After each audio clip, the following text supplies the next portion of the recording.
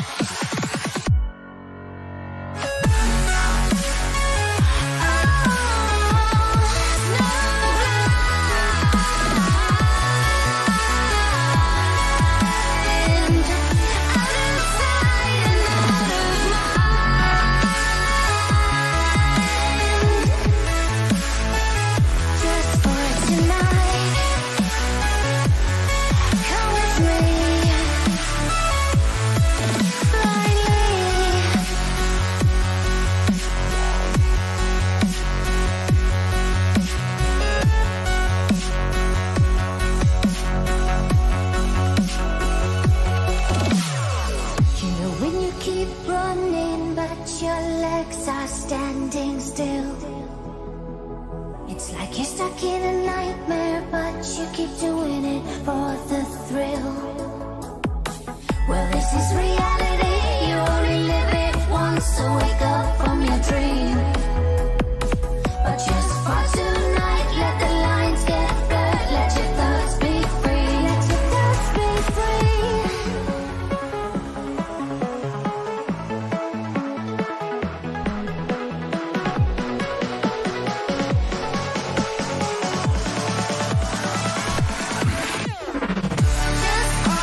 Hear me, Dan?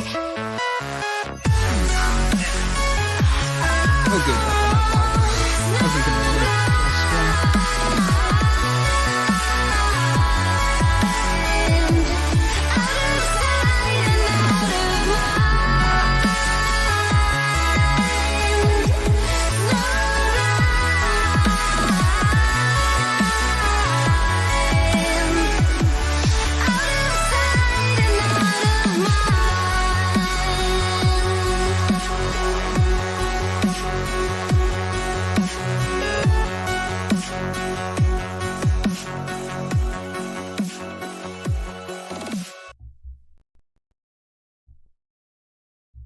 Good evening, everybody, and welcome to the latest Elite FPL stream with myself. I was going to say myself, Jason, Dan. What do I mean by that? I think Jason's got in your head. What do you mean by that? Yeah, hello, everybody, and welcome to the latest Elite FPL stream with myself, Jason. I've put the kids to bed. No, hello, everybody, and welcome to the latest Elite FPL stream, take 3. With myself, Steve-O, joined with Dan. We're going to be just literally reacting live to what our closest rivals have done with their teams, more specifically myself, Jason and Dan. I'd have no idea what Dan's done. Hopefully he's actually done something. I have. I'm wondering if Jason's done anything. I have no idea whatsoever, but I'm going to reveal my team, Jason. I've got Jason on mine. It's ridiculous, isn't it? He's not even your rival this season. It's ridiculous, Your isn't it? rival's right here, mate. Just say hello to a few people that have joined us. Dazid, Gabriel De Rock, John Harris doing very well. He was doing well in the Trophy League, and let me down, John. Animations, Michael Swellin, Andrew Ferguson. Good evening, all, and welcome everybody else that is watching live right now. So yeah, like I say, this is just going to be a quick stream, hearing from Dan about his thoughts ahead of the weekend's football, his response to what happened to Tottenham last night, which was just an abysmal game. We'll let Dan speak. But I'll just get on with it, Dan. I'm going to reveal my team in a 3, a 2, a 1. Let's go. I have done a -4 to bring in Foden and Haaland, and I've just captained Palmer. Wow. Because, to be completely frank, I just thought to myself, every time we have a double game week and a popular asset does nothing, the following game week they do something. So I just put the captaincy on Palmer. He's got a decent fixture at home to West Ham. The rest of the team are as follows: Henderson in goal, Mateta, Gabriel, Van Dijk, who looks like he may not be playing. So I think I'll be getting nobody off the bench. Palmer, captain, Son, Eze, Saka, and my transfers in were Foden and Haaland along with Isaac. So I'm playing a 3-5-2, Dan, and it's looking like I'll be only having 10 players because it doesn't look like Van Dijk's going to be playing, and also the fact that what's his face, 8 Nuri doesn't look good to go, and Kirkez, well, he's vanished off the face of the planet. He won't be playing for the rest of the season. In the words of Steve Merchant, Dan, what do you think about that?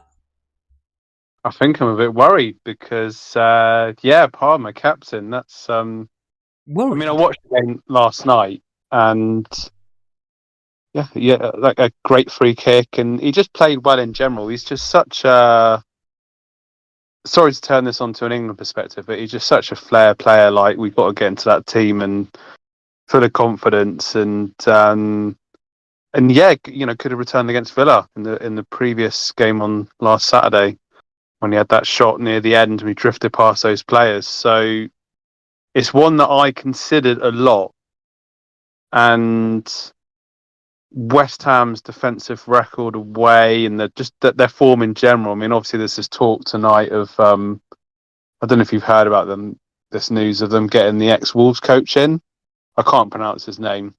The Spanish fella they had at the start of the season. Which feels a bit harsh on Moyes, but yeah, I mean, moves that make sense. And it was a toss up between Foden or Kevin De Bruyne, and I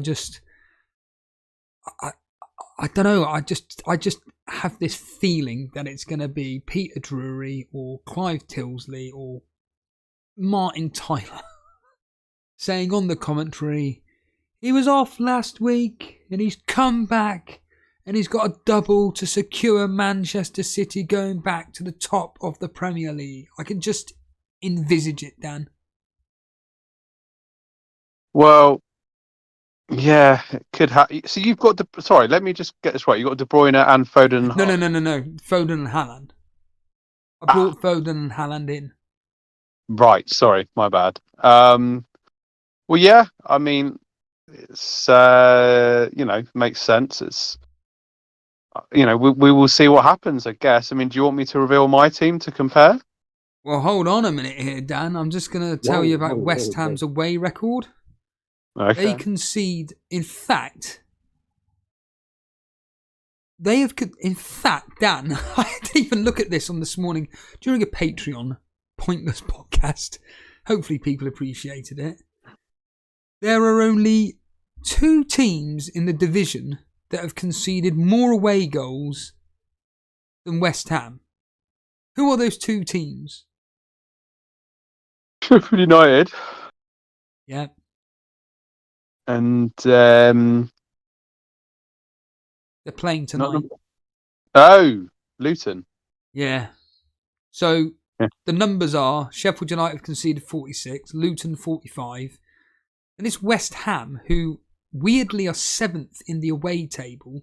They've conceded 38. And then you go down to Fulham, Nottingham Forest that have conceded 35. Newcastle have conceded more goals away from home than us. Burnley, along with Chelsea and Bournemouth, who have conceded 34. Then it's us on 33. Then it's Crystal Palace. Then Brentford, and then so on and so forth. So West Ham have actually conceded the most goals away from home. In fact, their last 4 games were Crystal Palace away, 5-2 loss.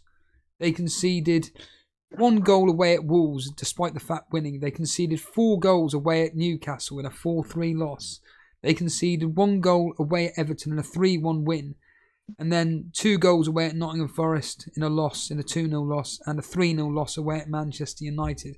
Chelsea, on the other hand, are very good at home. They can score a lot of goals. They don't lose at home. They've only lost 4 all season, scored 37, only conceded 25. So maybe I've potentially pulled off a masterstroke, or I've completely gone against everything I wanted to do with Haaland captain. But I'm just like, do you know what? There's only 3 game weeks left. I'm chasing. I mean, someone, very big account in the world of FPL, Rich FPL, is Captain Jackson, Dan, against West Ham. Well, that's bold from seeing his last couple of games. I mean, he's a very raw young striker, isn't he? Really, it was good. It was a good sort of looped header last night after Palmer's free kick. Came back out and reacted quickly, but I mean, it could pay off. I mean, like you said, I do think West Ham are going to get a bit of a beat down. Do you want to just quickly give us your thought? Do you want to just quickly give us your thoughts on last night's game and your disappointment that, ironically, Tottenham lost? Well, I mean, I enjoyed the game. Like Chelsea, just all I thought at the end is they're just so inconsistent. Like, to be fair, a draw away at Villa and a win at home to Tottenham with a clean sheet is a good set of results. And then the week before, they lost 5-0 to us. And, you know, in previous game weeks, they drew at home to you guys when you had 10 men, drew away to Sheffield United. So they're just very inconsistent team, aren't they, Chelsea? But, yeah, I mean, in terms of last night's game, I mean, Son was anonymous, or synonymous.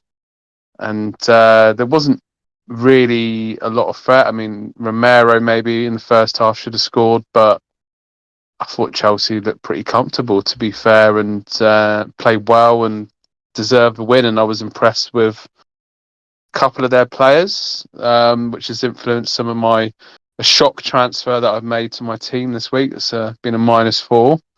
Okay, don't tell me anything. I will get to that in a minute. But no, I think Chelsea deserved the win. I thought Tottenham looked toothless, and from an Arsenal perspective, and this is the weird thing, I was sort of hoping Tottenham would put in some kind of performance, but also kind of, I still find it funny when they lost and Chelsea did a double over them. But at the same point, I want them to have something to play for when it comes to that game against Tottenham. But of course, you know, we've got a very tough game tomorrow against Bournemouth, and then, you know, we've got United. So that's all by the byway, really. But it does look like they're fading away, really. Before we get into your team, just want to quickly say hello to Gamil Yassin. Good evening. I don't recognise the name. Again, if you are brand new around here and you enjoy the content, myself, Dan and Jason bring you. Jason will be back tomorrow evening. He has said that he'll be able to join me for Saturday night reaction, thank God. So Jason will be back, so you can join us for that. But good evening. Animation to the -4. He did Dan Burn in for Shah and Vardiol in for Van Heck. Evening, Harry Dawson. Harry Dawson, who captained Son like I did last week. We won by 1 point. He's also gone Palmer captain this week. So you never know, Harry Dawson, me and you could be on for a winner there. New Karatam saying here, he could be great for West Ham. He won the Europa League. Oh, this is regarding this manager, Julien Lopetegui. Who? That's French to me. Lopetegui. I don't know how you pronounce his name. That's what I didn't even try. Either way, he won the Europa League with Seville, New Karatam saying, before he came to Wolves, and with Wolves he didn't get the funds he was promised. Gamil saying he went to Salah captain. He's a bit worried, but hey, I'm ahead of most mini leagues and feel like I can get ahead. Mate, I'm telling you, that Liverpool versus Tottenham game, if Liverpool are on it, they're going to wash aside Tottenham. Tottenham are absolute useless last night. I did nothing about them whatsoever. I'm glad I was tempted to get rid of Son as well for Kevin De Bruyne, but I thought, no, just let's all just calm it down. I'm saying my captaincy was on Palmer the whole week, and then I changed it today because he played 90 minutes on Thursday. Just 2 days rest for him. He was taken off before around the 70-minute mark against Sheffield United. I'm really not bothered about it. Palmer is, I was bound to say Jason again. As Dan stated, he's the talisman of that team. Everything goes through Palmer, and he's just a brilliant player. Harry Dawson saying, top of the YouTube chat league went Palmer too. Well, that is good news for myself. FPL Call text, good evening, saying Son was nowhere to be seen in that left flank. As soon as he moved into the central position, he started to play a little bit. One for you, Dan. We'll get onto this in a minute. Will Arsenal get the title? But we'll get onto that in a minute because I want to quickly get on with your team now. Good evening, Heggis, and good evening, Connor. So I'm about to click on your team, Dan. Don't reveal anything. Don't say anything. And this is what Dan. If I can, bloody hell, I'm that thick. Yeah, you're there. Sorry, it's really difficult to see what I'm looking at here. Right, you said you did shock transfers, Dan, yeah? Well, maybe shock's a bit of a strong word, but it keeps your interest, doesn't it? Maybe a little bit left field. A little bit left field. So I've got your team up on screen. You've got Petrovic in goal, Gabriel, Byrne, Walker, Gordon, Foden, Palmer, Saka, Haaland captain, Watkins and Isaac. So what were your transfers then? Yeah, sure. So I mean, I took Son out and brought Gallagher in. Gallagher? Yes. Yeah. So that you're not playing him. Sorry, you're not playing him. Yeah, I'm saving him for Gameweek 37. So the reason I've done that is to facilitate the move for Haaland. So I took Solanke out and upgraded to Haaland, and so I had to take Son out to downgrade to Gallagher. Right. So basically, what I've done is I was thinking to do this anyway, but I've done my -4 a week early, so I'm more thinking for 37 when I use my bench boost. So yeah, I mean, looking at that game week 37, I've got quite a few players playing in it really, and Gallagher's on set pieces. He's been doing quite well recently, and although I had to get a midfielder under 6.5 million basically, so I was looking at the various options. And in terms of Gallagher, 6 points last game, 9 points, 2 points, 3 points, 5, 7, 1, 6. So he's doing all right, really, since the game week 28. And his fixtures, Forest away, Brighton away. It's not bad, is it, for someone on a bench boost on my bench, really? So, but particularly with Haaland, I just felt I had to bring him back in because Wolves at home, Fulham away, Tottenham away, West Ham at home. I mean, he can't return in these games, having scored against Forest last time out. It feels a bit hopeless, really. So, and when you actually look at it factually, I mean, game week 32 returned against Palace, 8 points, 5-1 against Luton. Obviously, he got 10 points. Didn't play against away to Brighton Hove Albion, and then returned against Forest. So he is returning. He just had a couple of games against us and against Liverpool when he didn't do the goods or bring the goods home. Let us know what you think about that. I was about to say the name again. You're obsessed. I haven't even got a player called Jason in my team, or we haven't even spoke about. He's not here tonight, mate. You have to get on with it. Sorry. Yeah, what do you think about that, guys? Let us know what you think in the chat about Dan moves. So it was Haaland and it was Solanke and Son out for Gallagher and Haaland. Yeah. Yeah, that's right. Yeah, and captained Haaland. Yeah, the reason also why I went Foden over Kevin De Bruyne is I do, whether this goes against me or not, is I looked at Foden's returns at home compared to Kevin De Bruyne's. Kevin De Bruyne is more of an away player, and Foden's more of a home player. That was it. It was literally just that toss-up. Do I just go with Foden, who's better at home, or go with Kevin De Bruyne, who's better away? And I just went with Foden. I couldn't care less. It's done now. And I'm probably going to bring in... Say that again? I was just saying the captaincy was not easy this week, to call. I had it on Saka for a bit. I considered Palmer, and I suppose I just went with Haaland because I took the -4 to get him in, really, and a little bit for safety. So yeah. Just read a few comments here saying Gallagher is a great. My brother has him and he actually captained him in the previous game week. There we go. Animation saying, love the moves, Dan. Gallagher could return, but maybe would have gone. Animation saying he may have rather have gone with Maduka instead, or however you pronounce his name.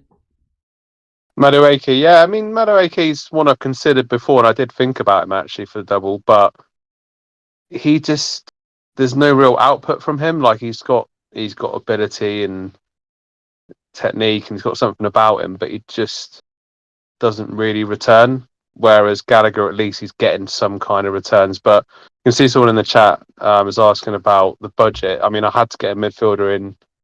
I think I had 6.3 million left to spend. So I mean, there were different options, but with those fixtures coming up, I was always going to play the midfield this week of Gordon, Foden, Palmer, and Saka. To me, that's a no-brainer, really. You've got 11 double game weekers for the bench boost as it stands right now. Yeah. I mean, I look at the double game week now. I mean, I've got Gabriel, Saka, and Watkins. I mean, in theory, I could even transfer one of those out for the double game week, but whether I do or not, I don't know. I mean, that's just time to think ahead on that one. But yeah, so feels nice. It'll feel nice to actually use the bench boost for what it's meant to be used for. And obviously, I've got Brave. Oh, fucking hell, Branthwaite. I can't even pronounce his name. He's English, for God's sake. But he's playing Branthwaite. Yeah, Branthwaite. Yeah, that sounds like a bloody cereal bar or something. But he's got a decent fixture in 37, hasn't he? Sheffield United at home. So I mean, he's got a good fixture tonight. Obviously, it's Luton Everton tonight, isn't it? It's quite a big game for Luton. 5 minutes. Yeah, I mean, with that, I mean, should we just do a quick prediction on that? We'll do I'll do a quick prediction. I'll go with. I'll just go with the boring 1-1. Yeah, I think Everton's on great form at the moment. I think they're going to take it. I think there's so much pressure on Luton at the moment, and they've the wheels have come off a bit. I mean, they lost away to Wolves last weekend and Brentford before and whatnot. Unfortunately, yeah, I think I'm going to go for. I feel Luton will score, which is why I didn't play him. But I'm going to go a classic Dan ball 2-1 to the Everton tonight. It's a tough game to call. Everton are now completely safe and will want to continue building on their recent positive results. Luton, on the other hand, they're still fighting for their lives, but they just cannot defend for their lives. Their only good thing is that Everton just cannot score. They're terrible in front of goal, despite the fact they beat Liverpool 2-0, but whatever. And just want to say good evening, Ray. Hello, welcome, mate. And also, I keep forgetting to say this at the start of the show, but Alex Volo, I really do appreciate the thumbnail as ever. Absolutely. When he sent me the thumbnails, Dan, for today and tomorrow evening, it's just mental. Like what I saw. Like, literally, I just opened up Discord and I just laughed my head off because it's just an instant reaction seeing the quality of what Alex Volo has done. Yeah, it's fantastic. Yeah, it's very the thing I like about it is it stays on brand, but it's every time it's like a bit of a tweak, a bit of something different, a new concept, and that's what you need, isn't it? On YouTube thumbnails, something that's going to get people thinking, and particularly that one for tonight. I do like that. Well, the other co-host, fuck me, our business partner, our friend Jason. Let's see what he's done, Dan. Do you reckon before we do that, do you reckon Jason's done anything? I bet he hasn't. I bet he's just changed the captaincy, that's it. And maybe just put the odd player here or there, but I don't think he's done any transfers. I'm sure he's done something. I don't know what, but... You don't know what? You think he's done something, whereas I think he's just left his team either A, as it is, because he's forgot the deadline, or B, he's just put the captaincy on Haaland, and that is it. Well, let's find out live right now. If I could just click on his name. And the answer is... Oh. Well. Wow. He's got the captaincy on a Monday night player in Bruno Fernandes, Dan. Wow. So he has done something. Well, he hasn't. I don't think he's done any he's definitely not done any transfers. Oh, right. Okay. So it's from the Burnley game last week. No, he's changed the captaincy. He just hasn't done any transfers. Wow. Oh no, hold on a minute, he has. He's done Son and from -4, Son and Darwin. I didn't even know he even had Darwin. What? Son and Darwin out for Fernandes and Haaland. -4, Captain Fernandes. I mean, Fernandes doubles in game week 37, and it's not a bad fixture against Palace, although they have picked up recently. Yeah, that's Jay. I mean, I think he's just having a bit of fun with it now, isn't he? Really, to be fair, he's not really playing for an awful lot, but it could pay off. I mean, Fernandes has been in excellent form. Well, Jason's got... So you've got 11 double game week players with bench boost. I've got 1, 2, 3, 4, 5, 6. I've got 6. And I'll have 8 because I'll be getting rid of Eze and Saka and bringing in De Bruyne and Gordon. Wow. I may seriously, depending on the circumstances, I am tempted, Dan, with going with a punt, and it is a punt, and going with Harvey Barnes instead of Gordon. Okay. He's a player at the moment who seems to be wanting to prove that he can be in that team for Newcastle. And the front three of him, Gordon and Isaac clearly works pretty well. The only downside is his minutes. That's the only downside. Wilson is, of course, back as well. I don't think he's going to have any effect on Isaac's minutes whatsoever, apart from potentially the last game of the season. In fact, he's away so he's away at Brentford, Wilson, if he was to play on game week 38. But in game week 37, Brighton at home and Man United away. I still haven't decided on my captaincy. As it stands right now, I'm probably going to be playing on a Newcastle player, Isaac or Gordon or Barnes. Isaac would be the safety pick, and it'd probably end up being on him. There's a small chance I may go with Kevin De Bruyne with his away form being that good. So it's like you said about this particular game week, it's very difficult to gauge what he's done. But yeah, Jason going with Fernandes captaincy.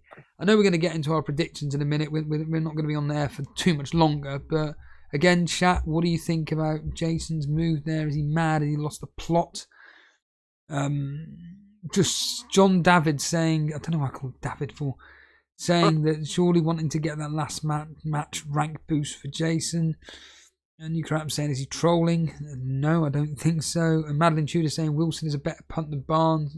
Oh, yeah, but I don't think that I'll be able to get rid of, in the double, Nicholas Jackson and or Haaland for that. So it won't be happening there. It's just pretty much not going to be happening with that. FPL Call text saying that Adebayo is back in the starting 11 tonight. So... And there was something else I was going to say. Michael Swedin is saying that Bruno is first on his bench. The same as Andy Let's Talk FPL. He put Fernandes on the bench because of the yellow flag, but he is expected to play as per normal. I'm just going to quickly, as I always do, see what, as I always like to check on, what Cy Bellamy has done. I reckon he's Captain Haaland. What do you reckon, Dan? Mate, you need to. I mean, that'll be interesting to me. Yeah, I mean, he has Captain Haaland. Yeah, surprise. He's benched Son, and he's pretty much got the same team out as you, Dan. To be honest with you, it's blocker. We've got Pickford in goal, Livramento. Maybe that's the player that he brought in. Livramento, Maguire, Vardiol, Palmer, Gordon, De Bruyne, Fernandes, Isaac, Højlund, and Haaland. Captain. Out of respect to the YouTube Chatley, I'll just quickly go over. In fact, wait a minute. Harbour Boy's got to be Harbour Boy top of this. Harbour Boy's top of the YouTube chat league. He's 820th in the world, and I have a feeling that he's possibly forgotten the. I have a feeling he's potentially forgotten the deadline. Dan, still got the captaincy on Palmer. What do you reckon? He won't have forgotten the deadline, would he? I mean, I doubt it for a man like him, but you just never know with these people. At the end of the day, he's in New Zealand. But captaining Palmer, another one like Harry Dawson said, he captained Palmer, so kind of in a good mindset there. Second spot, we have got FPL Harry. Never know, he may be here watching now, unlikely, but you never know. And as expected, he's captain Haaland. He benched Son. His team is very template. A lot of players I've noticed have got 2 free transfers next week. Gabriel, Byrne, White, Fernandez, Palmer, Foden, Gordon, Isaac, Haaland captain. A lot of Haaland captain as Dan is going to be this week. Yeah. I mean, it seems to be Haaland or Palmer, doesn't it? I was just looking at my rival, Paris Saint-Germain, who's just below me. See, he's captained Haaland, but he's got Odegaard. There's a bit of a differential there. He's got Gusto as well, who's flagged at the moment. So it's getting pretty interesting. I mean, I've looked at another team who's got Dan Bent's, who's got Garnacho, who's still got Salah. That'll be an interesting game against Tottenham. On Sunday afternoon. So still a lot to play for, isn't there? Really. Well, talking to Madeline Tudor, his team is up on screen. He is here right now, and he's got Edison in goal. Possibility, may not start. Possibility, but he's got Haaland captain. He is starting Garnacho ahead of Maddison, which makes sense. Edison, White, Gabriel, Dalot, Son, Palmer, Foden, Garnacho, Isaac, Jackson, and Haaland captain. Maddison, Porro on the bench. And fourth spot is Harry Dawson. I will put up his team on screen, seeing as he actually is here. And Harry, as he stated, he has captained Palmer. So it is going to be really interesting to see if Palmer does outscore Haaland, or will they get the same returns? Like I said, I just about won out on the Sun captainer versus Palmer by 1 point, but 1 point still 1 point at the end of the day, Dan. And Harry's gone with he's got Petrovic in goal, Branthwaite, Gabriel, Mitchell. So he's got a Crystal Palace player like me. Palmer captain, Foden, Odegaard, De Bruyne, Son, Isaac, and Haaland. So this is obviously another player who's these people. By the way, these people, just to let you know, Harbour Boy is 820th in the world. We then have Harry, FPL Harry, who's like 4,000th. Madeline Tudor, who is 19,000th. And then we've got Harry, who is, and Harry said, who's 27th, pretty much exactly. He's 27,004th in the world. Seeing as John Harris is here, I'm not going to bring his team up on screen because we'll be here all day going through teams like that. But John has gone with Haaland captain, and his team is pretty much as expected. Oh, he's benched Eze.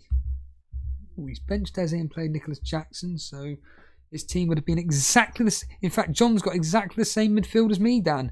Saka, Son, Foden, Palmer, and Eze. He's benched Eze. Yeah, I mean, I'm sorry, I just got completely distracted. I'm still looking at all my rivals. So, well, what did Dale do? Do you want to tell me? Good evening, Dread. Welcome back, mate. Well, let's have a look at Dale's team. Let's just bring that up now. Just to let you know, Dread's captained Isaac, Dan. Interesting. But Dale's captained Odegaard. Oh, I've just seen it now. Yeah. Come on, Dan. What are you thinking? I think it's a pretty good move with the form that he's been in recently. He hasn't got Haaland in his team. He's still got Salah, vice captain Palmer, and he's got Fernandez as well. So he did Bradley and Son out for Dalot and Fernandez. Yeah, so he's banking on those United boys on Monday evening, and obviously the double against us and Newcastle as well. So I think a lot of people making moves before the double game week, aren't they? Really, just to get those players in place. Just want to quickly, just very, very quickly go through the Super Cup. So it is Zvonka, who is second in the Trophy League, up against Denver. So their teams are, I can't bring them up on screen because they're all over the place, but I can bring it up on my personal screen here. So Zvonka's team, he has got Pickford, White, Walker, Muniz, Gordon, Palmer, Saka, De Bruyne, Diaz of Liverpool, Haaland captain, and Isaac. I didn't check if he's done any transfers this week for Denver. So let's just quickly see if he did any transfers. I don't think he has. It looks pretty much exactly the same as I'd expect. No, he did. He did 8 Nuri out for Walker. Makes sense, Dan, doesn't it? Yes, yeah, definitely. I mean, I've already got Walker, haven't I? And he did all right for us in the double game week and last couple of fixtures in game week 37. So, yeah, good moves. And Denver, he's got Edison, Delo, Byrne, Gabriel, Son, Palmer, Gordon, Havertz, Foden, Isaac, and Haaland there. So, in fact, I've just realised I can actually see how I can compare these. So we've got Pickford against Edison, White, Walker, Muniz versus... White, Walker, Muniz versus Delo, Byrne and Gabriel. In midfield, we've got Gordon, Palmer, Saka, De Bruyne, Luiz versus Son, Palmer, Gordon, Havertz and Foden. A few differentials in there. And up top, they've both got Isaac and Haaland. So very good luck to both Denver and Zvonka in this semi-final of the Super Cup. And then we have Emil Smith-Joe versus Harbour Boy. So Smith-Joe, we've already been through Harbour Boy's team. But Smith-Joe, who is 10,000th in the world, Dan. Just absurd numbers here. You've got Edison in goal, Gabriel, Poro, White, Gordon, Son, Palmer, Foden, captain. Kind of helps me out there. Isaac, Haaland and Pedro.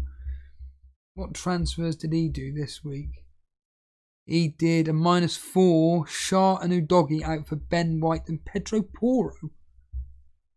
I mean, I've got Poro as well, but I think it's a poor decision, really. Are you playing him?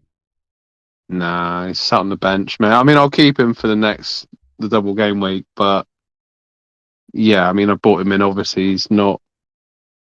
It made sense at the time. It felt like it made sense at the time, but yeah, I mean, Tottenham was just hopeless last night. So, yeah. Dread here, a very close friend of the show, is saying that not only has he captained Isaac, but he's brought in Awani of Nottingham Forest. I'm assuming he's been past fit. Away at Sheffield United, Dan. Well, I mean, I was reading up about obviously Sheffield United. They're a few goals shy of conceding 100 goals this season, and still, I think if Forest win, they stay up. Am I right in saying that? I think I'm right in saying that. So there's, like I said with these games before, when there's at this point in the season, it's like who's playing for survival, top 4, winning the league, but also individual awards, Golden Boot, this, that, the other.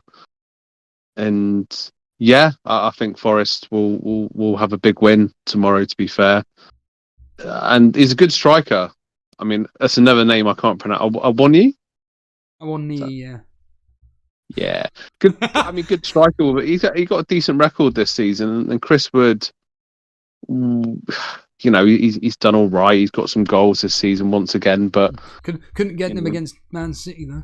Well, this is it. I mean, it's sort of still annoying because that would have helped us out. But he's done all right. He got like 9 goals in the Premier League this season, so it's kind of like a standard return. So would he play both of those strikers? I don't know. Dread will find out on Sunday. A1 Yi as Ray. A1 Yi as Ray's saying there. Well, we are going to go for our predictions. I know Dan does enjoy doing it, going through the history, and so do I, to be completely frank. It's something that I enjoy. Oh, shit. I haven't done my fucking Super Brew predictions, have I? For tonight's game. Steve-o. Oh, well, that's me definitely not going to be able to get into the top 10 or whatever it is, even though I'm already there. But, oh, well. Brilliant. How annoying. How frustrating is that? Well, we've already gone through that particular game. It's Luton 0, Everton 0 at the moment. Well, I'm assuming it's still 0-0. People in the chat would have let us know. But we do kick off, Dan, tomorrow lunchtime, Arsenal versus Bournemouth. Are you going to be watching the game? 100%. Where are you going to be watching it? Don't say the pub. We know that. Maybe somebody could come on down to where you live and say hello. Yeah, I mean potentially O'Neill's is the pub that I normally go to in town. The but place I that may charges go how much for a shandy? $6.65. You're having a laugh. Unbelievable. But yeah, there is a pub up the road from me that I may go to. It just depends on what's happening tomorrow. But yeah, there's a few different. I mean, there's a few different pubs, and there's a sports bar called Sharky's, which has pool as well. So if you're in Bournemouth, check out Sharky's. Other pubs are available, of course. But yeah, I mean that I have been keeping an eye on tickets in the Facebook groups, but there's so many scammers out there, Steve. It's unbelievable the way they write these comments. To go with the Emirates. Well, yeah, I mean, the away ticket to get in the away end to get to the Emirates and in the Bournemouth group. You've kept that quiet. If you were to come up, then I may be able to meet you afterwards. Oh, yeah, no, Steve. I mean, I've been looking, but I'd like to go on a date with Rihanna tomorrow night, but it's not going to happen. So when I say I've been looking kind of looking for a miracle, because tickets for that are like gold dust. So it's not like a realistic plan. It's just a 1 in a million chance, really. But I mean, getting back to the actual game itself, this is going to be a tough game, like I was saying to you on the voice messages. And I think obviously because people were looking ahead, thinking about what can Spurs do against Man City.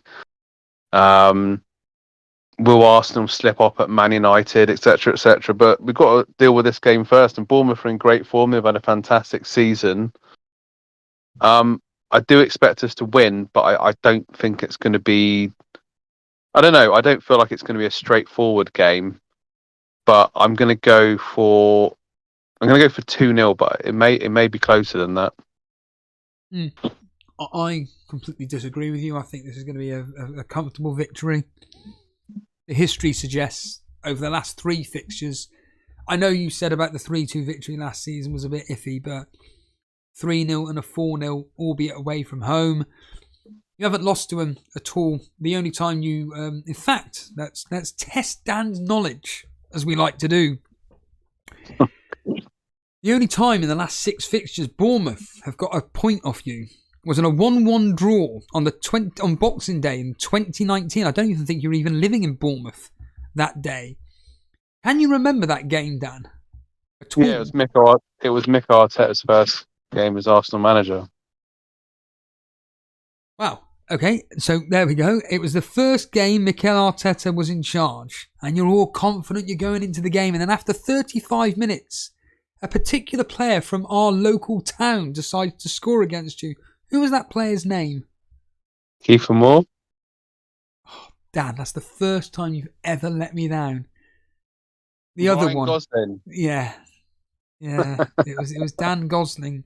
In fact, Dan Gosling. Yeah. Kiefer Moore didn't even. I don't think he was even in the squad. Did you hear what I said? Go for it. I said Ryan Gosling. Oh, right. Good.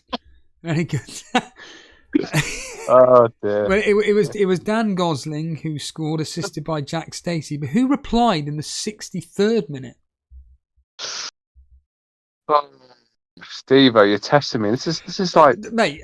Bearing in mind, I've asked you questions from 2003, and you've gone, "Yep, it was this player, this player, this player." I'm now beginning to doubt that maybe you were actually having another phone in front of you and you were cheating. No, it was only from a few years ago. This is a long time ago, Steve. It was Boxing Day as well. I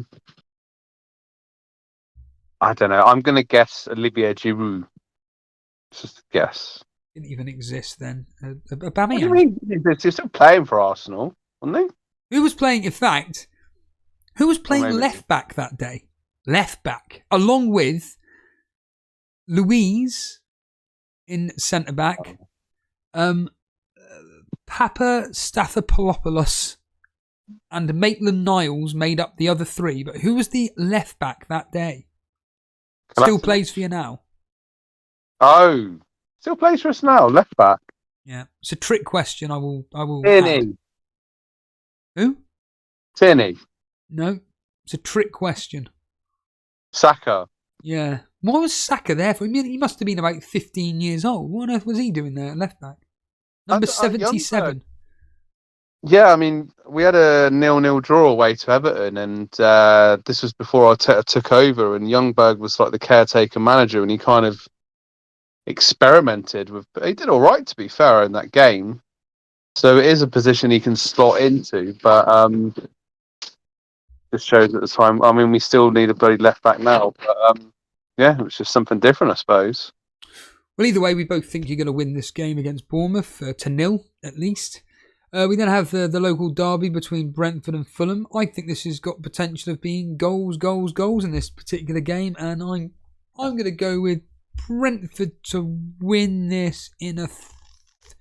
Yeah, let's go with 3-1, Dan, to Brentford. Yeah, I mean, it should be a good match. I think it will be quite lively because both teams are safe, aren't they? So they can have a bit of fun. Brentford have picked back up again recently. Fulham, never really know how they're going to turn up, but I'm going to say a little bit closer. I'm going to go 3-2 to Brentford. Well, you've picked the most common score between these games in the last 6 fixtures in all competitions. We've got the only anomaly is this game, which is Brentford losing they drew 1-1, but then in extra time they lost 2-1 in the Championship. I'm assuming that's the playoff in 2020. But then these are the results since. Brentford 3, Fulham 0. Fulham 3, Brentford 2. Brentford 3, Fulham 2. Fulham 3, Brentford, Dan? 2. That's correct, 2, yeah. Fulham 0, Brentford 5. Close, 3. Lots of threes. In fact, this fixture has got 5 games out of the last 6 have ended with a team scoring 3 goals, and both of us have gone with a team in Brentford to score 3 goals in a win. Oh God, then we have this particular fixture upcoming. A buoyant Burnley who just draw every match, but are the comeback kings at the moment. We seem to be performing very, very well. We've got a fight in us as it stands right now, and our goalkeeper is pulling out miraculous saves left, right and centre. The problem is that we still concede goals. We're up against a team in Newcastle who are terrible away from home, but they have got some absolute top quality players. And sadly, I do agree with the history where Newcastle do like playing Burnley. In fact, the last time we ever got a point against Newcastle was back in the League Cup, back on the 25th of August 2021. Don't even bother asking me who was even in goal. In fact, it would have been Nick Pope in goal for us that day. In fact, no, the League Cup. It may have been Nick Pope. Let's just correct. Let's just quickly go for the Burnley team from that day, and I probably won't even recognise any of them. And it was a Wayne Hennessy. Bloody hell, he was in goal that day. Bardsley, Collins, Ben Mee and Taylor, Peters, Cork, Brownhill, McNeil, Barnes and Wood. How many of them still play for Burnley, Dan? The answer is Charlie Taylor. That is it. That started that day anyway. Yeah, Newcastle do enjoy playing Burnley. They've won 5 out of the last 6. 1, 2, 3 of the games they've kept a clean sheet in. I don't expect them to keep a clean sheet tomorrow. I do think, though, that we are going to get a draw out of this. And I'm going to go with a high-scoring 2-2, Dan. Yeah, I mean, you were unlucky at Old Trafford last Saturday and to get the result there, really. And like you said, lots of draws recently. Newcastle have picked back up, smashing Tottenham, smashing Sheffield United, you know, sort of getting lots of goals at home, away from home. I said a bit iffy. Burnley are fighting for their lives. But I don't know, just Newcastle have just got that more quality in their team. And I feel like, Newcastle kind of still want to get into the top end of the table to sort of break into Europe. I'm going to go. Actually, do you know what? I'm going to go 2-0 to Newcastle. Sorry, Steve. Yep, I wouldn't be surprised by that. In fact, I wouldn't be surprised. In fact, I'm probably on the score predictor, probably going to put 2-1 to Newcastle, but I'm going to go with my heart and say 2-2. You just mentioned Nottingham Forest there. Sheffield United could do us a massive favour. That's the relegated Sheffield United, of course, up against Nottingham Forest, who are genuinely fighting for their lives. Ironically, we are closing the gap on them. I just think that Nottingham Forest are going to just get a result here, and I'm just going to go with a... I always seem to predict 1-0 to Nottingham Forest, and I'm just going to go 1-0 down to Nottingham Forest. I think there's more goals in the game to be had, really. Like, Forest play well against City. Sheffield United are kind of down on their knees a little bit. Less pressure for Sheffield United, I suppose you could say. You know, some players be thinking, right, you know, playing for next season. I guess that's what they've been doing for some time now, really. All the pressures on Forest, isn't it? Really, it's however you look at it. But I'm gonna go 3-1 to Forest. Bloody hell! And A1E is going to be coming off the bench for Dread and scoring one of those goals. Yeah. Oh, it's Man City up against Wolves next. Man City do like to play. Unfortunately, Dan, Wolves, in fact, they like to play him a lot. In the last 6, as you can probably guess, Man City have not dropped a single... Oh, no, they have. They've dropped points this year. Last year, at the opening day of the season, when they lost 2-1 to Man City. But barring that, 3-0, 3-0, 5-1, 1-0, 4-1 to Man City. I just think the Man City are just going to get through this game. I do have this deep feeling that Foden is going to be benched. I don't know why. It's based on absolutely nothing. I think that Pep Guardiola is actually going to play the same team that played against whoever they played last week. So yeah, I'm going to go 3-0 down. Yeah, I mean, Gary O'Neill is suspended for this game, and so that probably, that's going to have an impact. Wolves, they got the win against Luton last time out, and previously they lost to us. Wolves are put up a fight. I mean, they beat them in the reverse game, obviously. So Man City will want revenge, of course, and City are gunning for that title. Which let's be honest here, City are pretty much all set to get their title back. Well, not get their title back, keep their title. And I just see a straightforward win for Man City. I'm going to go... I'm going to go 4-0 Man City. Yeah, well, a team up against... Sorry, let me start that again. Can we edit that bit out, Dan? A team in Brighton who are just literally playing for absolutely nothing. They just seem to be every single week losing every single time. Whereas Aston Villa, on the other hand, they've pretty much cemented 4th spot now. They're 6 points clear, 7 points clear of Tottenham. Let's just say Tottenham win their game in hand. That's 4 points. Aston Villa just need a win, really, to cement their spot here. And to be completely frank, I think they're going to do that against Brighton. I know they had a heavy loss. I say heavy loss. They lost 4-2. We'll talk about that get your thoughts on that in a minute, Dan. But Aston Villa do like playing Brighton. In fact, they've only dropped points once against Aston Villa. And even then, that was in a friendly. That was in a friendly 2-2 back on the 8th of December. On the 8th of December? A friendly? Why would that have been, Dan? 8th of December 2022. Why would there have been a friendly between these two teams? Is that like their 2-week break? Wasn't it? Was it after the World Cup? Possibly. Possibly. Yeah, possibly. That sounds about right. Yeah, Aston Villa 2-0, 2-0, 2-1, 2-1, 6-1. which happened on the 30th of September last year.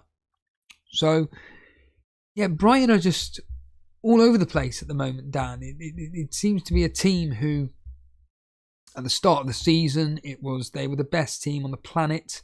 No one can touch Brighton. In fact, Everton have 1-0 up, Dan. I've just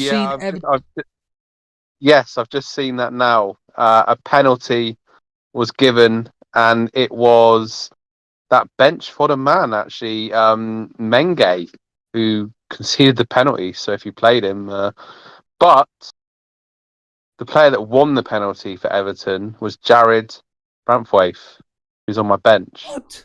Really? Well, from this anyway, it said that Menge had his arms around him, so he's won. Not won the penalty, the foul has been committed on him for the penalty to be awarded. So, ouch. You're right there, Dan. Well, I'm saying ouch because he's got 4 points already. Just looking on the he's been given the assist. You haven't actually said who got the penalty. Who scored the penalty, Dan? Oh, Calvert-Lewin scored the penalty, but when something like that happens on the first game of the game week, it always makes you think what's going to happen for the rest of the game week. You know what I mean? Yeah. Straight away, player that I've got on the bench has got an assist. It's a defender, so who's not really known for assists. So, but there we go. It can happen like that. But getting back to, well, I was just going to say, getting back quickly to the Brighton game. So with Brighton, they've only won 4 matches since the 30th of January this year. Those matches were against Crystal Palace, where they won 4-1. They beat Sheffield United 5-0. They beat Nottingham Forest and Roma 1-0 apiece. Apart from that, all they've done is pretty much lost games. They haven't won a game since that match against Roma. They lost 2-1 against Liverpool. They drew 0-0 with Brentford, lost 3-0 to you lot. Drew 1-1 with us, 4-0 loss against Brighton, 3-0 loss against Bournemouth, and now they got Aston Villa, who last night lost 4-2. Catch any of the game? I didn't. No, I had a match report from Dan Roberts throughout, and a friend of mine was there with his dad last night. Okay. Yeah, I didn't see that coming, and obviously Douglas Luiz missing that penalty towards the end. It's a big. Oh, really? Uphill. Yeah. It would have been 4-3 if he scored. Yeah, Wow. yeah. So it sounded like and ironically, there was a player on loan from Wolves, Podence, of course, on loan from Wolves, who got man of the match and got 2 assists. So I'm sure that the Wolves fans would have been loving that last night. They'd probably prefer if he was still playing for Wolves, but a thorn in the side of Aston Villa. So it'll be an interesting second leg. But I'm disappointed for Villa. I know obviously they the double over us, but I do have a soft spot for Emery, and like you said on previous streams, he's a very attacking manager, and that didn't really pay off last night. It was a bit of a shock result, and obviously John McGinn just saying after the game and the post-match interview, everything that could have gone wrong did go wrong for them last night. So it'll be interesting to see how Villa react to this defeat. Now Brighton have just fallen off, haven't they? And they've been another team that's been maddeningly inconsistent. But how are Villa going to react to this defeat? And they've got to pick themselves back up, really. They're in the pole position for the top 4. But is that going to knock their confidence ahead of this game? I mean, they were 2-0 up against Chelsea. They drew 2 with Chelsea. They conceded 4 last night.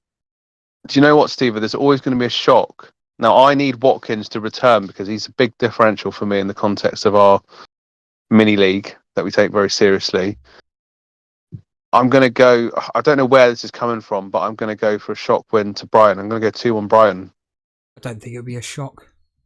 It's like I always say, if I'm looking at if there was a shock to happen this week, I'd be shocked if, obviously, Bournemouth beating you, but Wolves getting a result at Man City, like a 1-1 draw, 2-2. I just can't envisage it happening. Any other shock results this week? No, I don't think Brighton losing to... Oh, we've got to go! Sorry. I've always wanted to do that. We've got an equaliser, Steve-O. Hey, get in, really? Adebayo has equalised for Luton in the Someone said it 31st earlier. minute. So actually, it seems like it's been a pretty interesting game so far. Luton attacking and getting the equalisers. So all set up for a good game there, and hope yet for Luton. Hopefully not. So you're going with a shot Brighton win. I'm going to go with Aston Villa just to nick it, like 2-1, 1-0, something like that. We then come on to Chelsea versus West Ham. Chelsea with a pretty straightforward victory against Tottenham. I mean, Tottenham were toothless up against a West Ham team who, well, as we've just already seen, they actually do like to, they do seem to open up a bit away from home. They probably a bit more attacking, which allows the home team to expose them more. They are the third highest, the team with the third highest amount of goals conceded away from home against the Chelsea team that score at the moment lots of goals at home. You know what, Dan? I'm going to go with, based on all that, let's go with stick my neck on the line here. I'm going to go, this is my heart saying this. No, my head says like a 2-1 victory to Chelsea. But my FPL hat on is going to go with a high scoring 4-1, Dan, to Chelsea. Wow. Okay. I mean, like I said, Chelsea got a couple of good results recently in the last week. They are inconsistent though, but I do think that the confidence is with them now after those results that they've just picked up. West Ham are a bit like, they're considering getting a new manager. The form's not been great. I think West Ham will score. I think it'll be a great game to watch actually. But I do fancy Chelsea are pretty good at home. I'm going to go 3-2 to Chelsea, and I'm predicting lots of high scores this game week because there has been some cracking games recently, and I do have a fear inside me that Palmer is going to punish me for not. I'm going to be there, and I'm probably going to be biting all my nails off. So yeah, I'm scared. Well, the good news for you is history only suggests a high scoring game at West Ham. We've had a 3-2 and a 3-1. Other than that, it's been 1-0 Chelsea, 1-0 Chelsea, 2-1 Chelsea, 1-1. So there's been a few red cards though, 3 red cards in total across the last 6, all for West Ham. So a bit of a feisty affair it seems. Moving on to the final game of the weekend anyway, it is Liverpool at home against Tottenham. Liverpool, a team who score lots of goals at home against a team in Tottenham who are just absolutely pants at the moment away from home and just don't seem to be able to score goals whatsoever. Admittedly, the table specifically away from home doesn't suggest that, because Tottenham actually, from my understanding, away from home actually do score goals. And I am right in saying that they scored 31 and conceded 30, but their last 4, in fact 5 out of their last 6, they haven't won a game away from home. They lost 2-0 to Chelsea, of course, 4-0 away at Newcastle, 1-1 against West Ham. They lost 3-0. If they do lose, Dan, it's to 0. 3-0 against Fulham. They drew 2-2 with Everton, and the one anomaly is 4-0 away at Aston Villa where they won. But Liverpool, on the other hand, they're just ferocious. Apart from that loss the other day against Crystal Palace where they lost 1-0, 3-1 against Sheffield United, 2-1 against Brighton. They drew 1-1 with Man City. They beat Luton 4-1. They beat Burnley 3-1. Lots of 3s, lots of 1s. And I do expect Tottenham to score. I'm going to go with a 3. Yeah, if Liverpool turn up, and I mean turn up, this could be 4 or 5. But I'm just going to stay safe. I'm going to go 3-1 down to Liverpool. Yeah, I mean, it's interesting, isn't it? Obviously, after that incident with Salah and Klopp. All made up now. All made up. All made up. All kissed and made up. So it's going to be... It's a vital game for Tottenham. That really Tottenham have got to win this game to stay in with a chance of getting into that top 4. But I have a feeling that Tottenham's record at Liverpool isn't great, and I don't expect that to change here. I think that Liverpool are going to come back, like you said, at home. That they're really, like ferocious, like you said. And it'd be interesting to see if Salah does return this week, because some people have still got him in their teams, and that could be.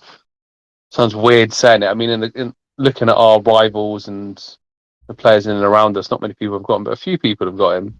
So almost a differential, which is crazy to say, because many people, he was a certain player for them a couple of weeks ago. So I'm going to go. Say it would be a bit closer. I'm going to go 2-1 to Liverpool. Yeah, it's been all over the place, Dan, to be honest with you. And if you remember, I do specifically remember this game, actually, the Matip own goal right in the dying seconds when Tottenham won 2-1. And that game was just... Liverpool were just completely dominating, and Tottenham just couldn't seem to do anything, despite having 11 players to 9. But still, they came out 2-1. But prior to that, we got a Liverpool... This is away from home. Liverpool won 3-1, a 2-2. And then at home, Liverpool 1-1. Then away at Tottenham 2-1. And then we got a 4-3 end-to-end, which is something that we're all kind of like thinking in this game, just an end-to-end match. And the way Postecoglou as well was going absolutely apeshit with his team, why they weren't pressing against Chelsea was fantastic, Dan. Yeah, I did enjoy watching that. He was really getting stuck into them, and rightly so, to be fair. They weren't performing or pressing at all like they should be. And I did quite enjoy watching that as well. We conclude on a bank holiday Monday. It is Crystal Palace, Jason's Fernandez captain, up against Crystal Palace away from home. Sorry, Man United are away from home.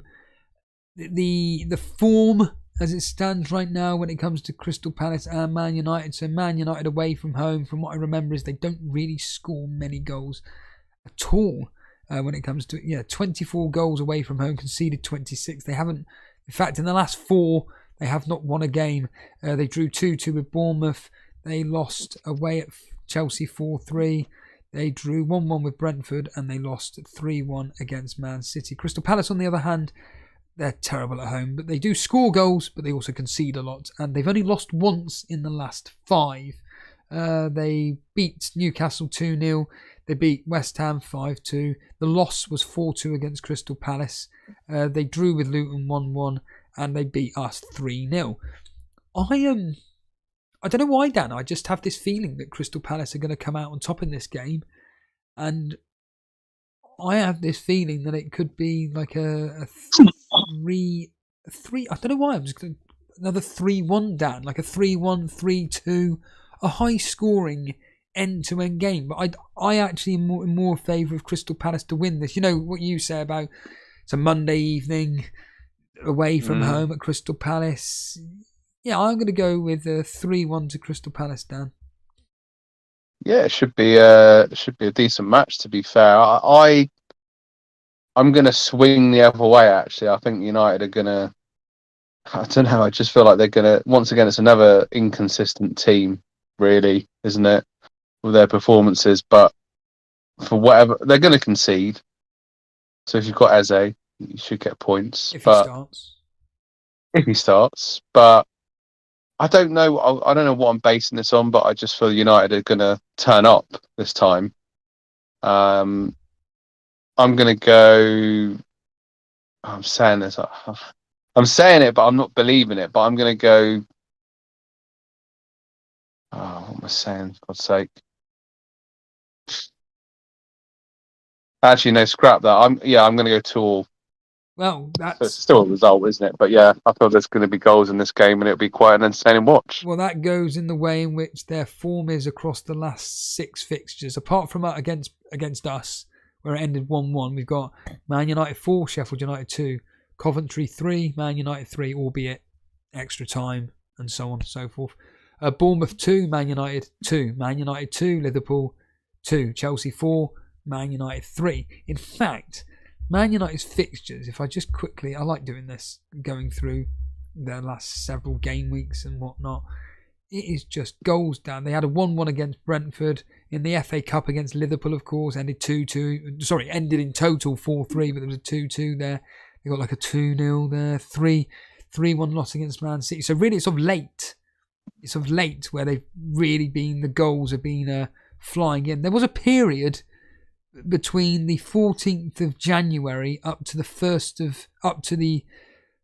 of February, where there were a lot of goals. Man United 2, Tottenham 2, Newport 2, Man United 4, Wolves 3, Man United 4, Man United 3, West Ham 0. But then they had where not many goals were scored or conceded, and then all of a sudden it's just been goals conceded everywhere. So this could be a very entertaining game, Dan, that could end the game week with Jason singing from the hilltops from his gig the other day, which he did. He sent me a clip of that, and he looked like he was having a right laugh in that particular performance. Again, a hobby when you enjoy something and you can just perform on stage in front of people. It's great to see that, isn't it, Dan? Oh yeah, definitely. And I feel like today this evening's been the Jason show, but I'd like to see some of that footage. And talking to Jason, he will be back tomorrow evening for the Saturday night reaction. Hopefully a lot of you will be joining myself and Jason to see what happens with the likes of Arsenal and Bournemouth, Burnley, Newcastle, Man City, Wolves.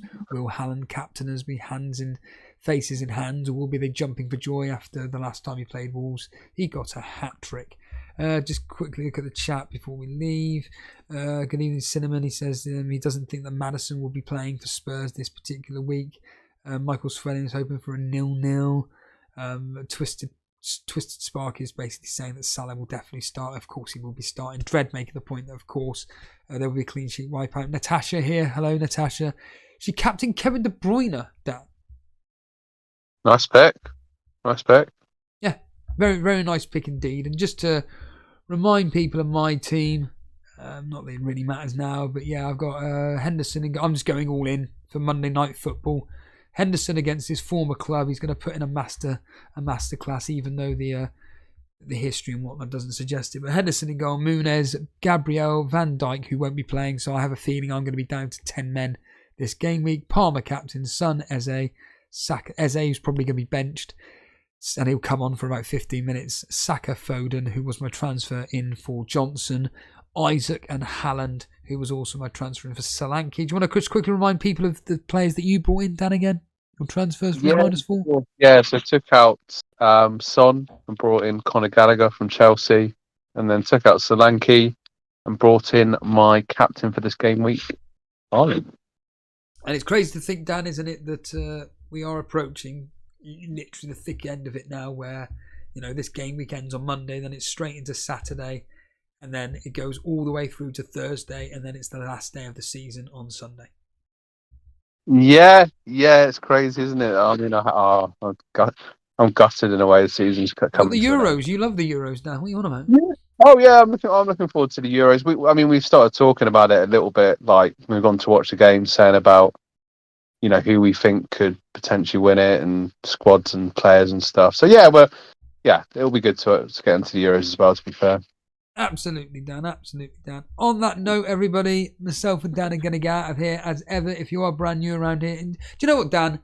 Let's you do the outro. So if you're new here, hit that subscribe button and keep tuned in for the action. If you enjoyed tonight, or if you watch on the replay, smash that like button, comment, show your appreciation, show your support for the channel. Like Crispin just now. Yes. And tune in with Steve-O and Jason tomorrow night to catch up on all the Saturday action reflection. And wish you all good luck, apart from Steve-O, for game week 36. Cheers, everybody. And we'll see you Saturday evening tomorrow at around about 7:30-ish, give or take. Cheers, Dan. Cheers, guys.